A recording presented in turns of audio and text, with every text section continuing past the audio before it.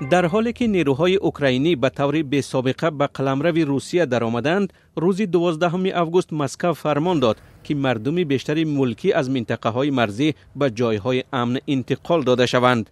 با اشاره به فعالیت‌های نظامیان اوکراینی، والی ولایت بلگراد روسیه ویچسلاو گلادکوف در شبکه اجتماعی تلگرام خبر داد که ساکنان ناحیه کراسنای روژ به مکان امن برده می‌شوند.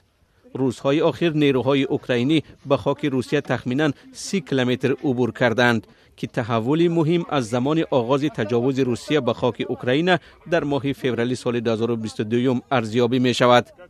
وزارت مدافعه روسیه اطلاع داد که شب گذشته نیروهای حمایه ضد هوایی این کشور در حریم هوایی ولایت کورسک 11 هواپیمای بدون سرنشین اوکراینی را بی‌ضرر کردند.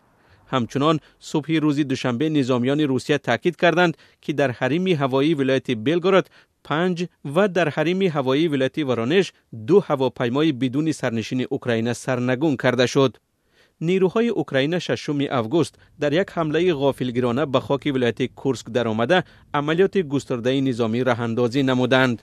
سربازان اوکراینی با پخش نوارهای ویدیویی از جماعت پاراز کورسک ادعا دارند که یک عده دیه و شهرک‌های این استان را تحت تصرف درآوردند. به گفته آنها برخوردها در گرد و اطراف سودژه، شهرک با تقریباً 5000 اهالی دوام دارد. مسکو به این منطقه نیروهای تازه نفس فرستاده تلاش دارد که نیروهای اوکراینی را از قلمروش بیرون کند. روز 11 آگوست روسیه اعتراف کرد که صرف نظر از تلاش‌هایش نیروهای اوکراینی تقریباً 30 کیلومتر بعد داخل خاک روسیه درآمدند. روز شنبه رسانه‌های روسیه گزارش داده بودند که بیش از 76,000 نفر از منطقه مرزی ناآرام به داخل کشور انتقال یافتند. کوچاندن مردم به جایهای امن روزهای بعدی ادامه یافت.